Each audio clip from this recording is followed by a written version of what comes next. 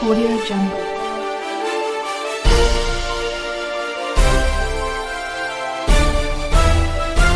Audio Jungle. पूर्व MP member of parliament Munshi Rampal ji आए और अपने विचार रखें। मुंशी रामपाल जी। के पूर्व प्रधानमंत्री स्वर्गीय चौधरी चरण सिंह साहब, आपके हमारे बहुत प्यारे नेता पूर्व केंद्रीय मंत्री चौधरी अजीत सिंह साहब और बाबा महेंद्र सिंह टिकैत साहब के चरणों में नमन करते हुए आज के सम्मेलन के अध्यक्ष हमारे राष्ट्रीय लोकदल के जिला अध्यक्ष भाई मधुर गौड़ साहब, आज के सम्मेलन के हमारे अतिथि के रूप में हमारे बड़े भाई राष्ट्रीय महासचिव भाई त्रिलोक त्यागी जी, अभी अभी आपके बीच में बहुत विस्तार से विचार रखकर गए हमारे पूर्व एमएलसी साहब त्यागी जी, और हमारे पार्टी के बहुत वरिष्ठ नेता किसानों के नेता राम महर गुर्जर जी,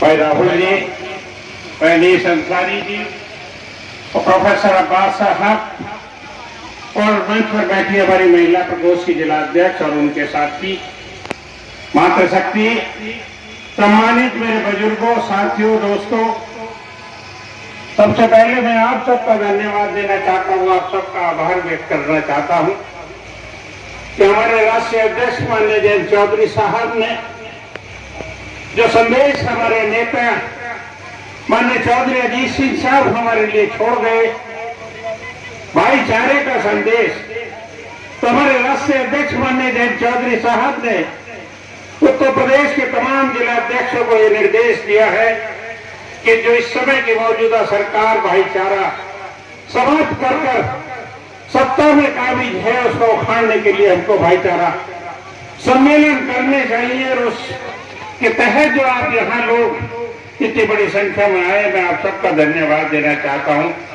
आप सबका आभार व्यक्त करना चाहता हूँ। मुझसे करोड़ वक्ताओं ने बहुत विस्तार से इस समय की परिस्थितियों में, और जो चाहे वो देश की सरकार है चाहे वो प्रदेश की सरकार है, उस पर बहुत विचार विस्तार से रखे हैं। भाइयों, देश की सत्ता आज हमारे लाखों बुजुर्गों ने इस देश को आजाद कराने के लिए कुर्बानियां दी हैं, तमाम यातनाएं सही हैं, तब ये देश आजाद हुआ और इसका संविधान का निर्माण हुआ, और उस संविधान के तहत आप लोगों को एक अधिकार मिला है, वो एक वोट का अधिकार, तो जो राजा चुनने का अधिकार। क्योंकि जिस समय राजशाही थे उस समय राजा मां की कोख से पैदा होता था, लेकिन जब देश आजाद हुआ, बाबा साहब ने अब संविधान का निर्माण किया, तो उसमें आपको एक ही अधिकार था जो सर्वोपरि अधिकार था कि राजा आप अपनी मर्जी का चुनेंगे। तो देश की सबसे बड़ी पंचायत लोकसभा में देश का भाग्य लिखा जाता है, और वो प्रदेश में जो प्रदेश की पंचायत है विधानसभा, वह प्रदेश का भाग्य लिखा जाता है। तो उस देश और प्रदेश की जहां भाग्य लिखा जाता है, उन दोनों सबसे बड़े सदनों में किसानों का प्रतिनिधित्व नहीं होगा, किसानों के बात को कहने वालों का प्रतिनिधित्व नहीं होगा। तो मैं वो शब्द याद देना चाहता हूं इस देश के पूर्व प्रधानमंत्री स्वर्गीय चौधरी चरण सिंह साहब के, जो आमतौर से तमाम सभाओं में कहते थे, हे मेरे देश के किसान और मजदूर भाइयों, क्या आप अपनी सोच को केवल इस खेत तक मत रखना, जब तक आपकी नजर दिल्ली लखनऊ की कुर्सी पर नहीं होगी तब तक आपको इंसाफ नहीं मिलने। तो आज वो कुर्सी आपने ऐसे लोगों के हाथ में दे दी है जो भाईचारा समाप्त कर रही है और देश पर काबिज। माननीय प्रधानमंत्री जी को जब भारतीय जनता पार्टी ने प्रोजेक्ट किया था, तो उन्होंने ये जाहिर किया था कि इनसे ईमानदार और कर्मठ और देशभक्त कोई भी व्यक्ति नहीं है। तो माननीय प्रधानमंत्री जी के उस ईमानदारी का प्रतीक आपके सामने है कि जिन्होंने नोटबंदी कराई और नोटबंदी कराकर जो काला धन समाप्त करना चाहा, तो उस काले धन में जितना 1000 और 500 के नोट जमा हुए हैं, जिसका आज तक भारत सरकार कोई रिकॉर्ड नहीं घोषित कर सकी, जितना 1000 और 500 के नोट की करेंसी छपी थी, उससे ज्यादा करेंसी जमा हो गई। तो वो काला धन और वो भ्रष्टाचार कहां चला गया? माननीय प्रधानमंत्री जी तमाम नारे दिए थे कि हम इस देश का भ्रष्टाचार समाप्त कर देंगे। आपको कहीं लगा, चाहे प्रदेश में या देश में, कि हमारे देश का भ्रष्टाचार समाप्त हुआ है? केवल मात्र हमारा भाईचारा समाप्त हुआ। वो चाहते आज जो पेट्रोलियम की हालत है, चाहे वो गैस है, चाहे वो पेट्रोल और डीजल है, क्योंकि भारत सरकार ने उस पर अपना नियंत्रण हटा दिया।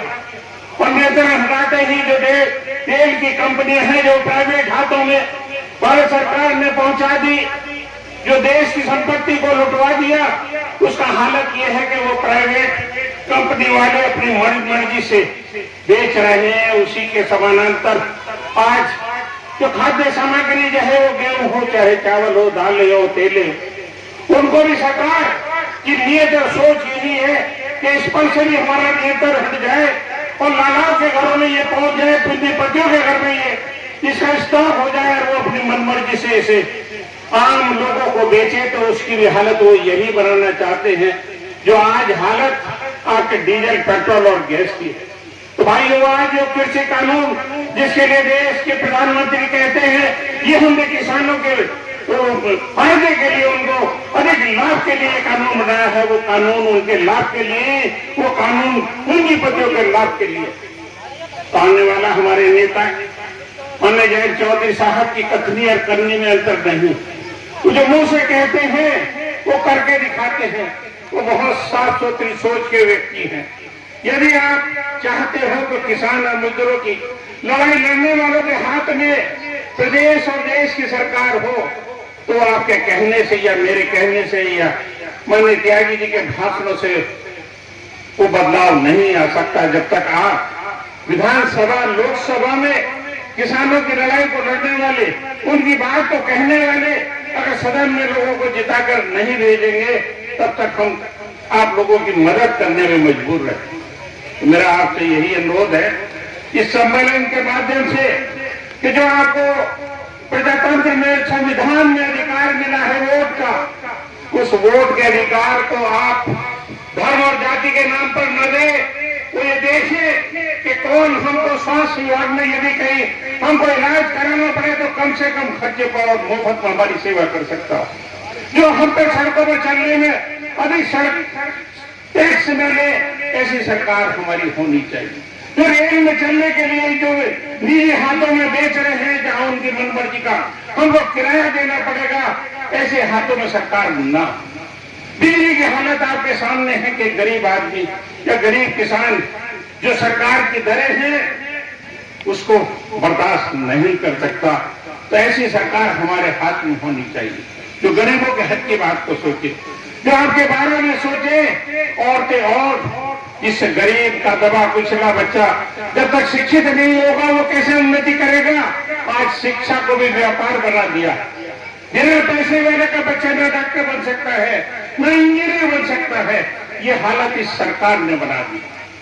तो भाई ये सोचना आपने है कि कभी गरीब का बच्चा भी बड़ा बड़ा अधिकारी बन सकता था, वो बड़ा डॉक्टर बन सकता था, बड़ा इंजीनियर बन सकता था, लेकिन आपने ऐसे हाथों में सरकार को पहुंचा दिया कि जो गरीब को आगे नहीं बढ़ने देगी। वो गरीब को गरीब बनाकर रखेगी और बड़े पूंजीपतियों को पूंजीपति बनाकर रखेगी और ये खाई को बनाकर रखेगी। तो ऐसी सरकार को उखाड़ने के लिए मैं आपसे इस मंच के माध्यम से विरोध करने आया हूँ, विनती करने आया हूँ, इसमें आग्रह करने आया हूँ, गुजारिश करता हूँ कि इस सरकार को उखाड़ने का आप काम करें। इन शब्दों के साथ मैं आप सबका धन्यवाद देते हुए साथियों को जिन्होंने इस सम्मेलन को कामयाब बनाने में कुछ सहयोग दिया है, उन सबका धन्यवाद देते हुए, उन सबको बधाई देते हुए आपके बीच से विदाई लेता हूँ। जय हिंद, जय भारत, जय राष्ट्रीय लोकदल, खुदा हाफिज। Audio Jungle.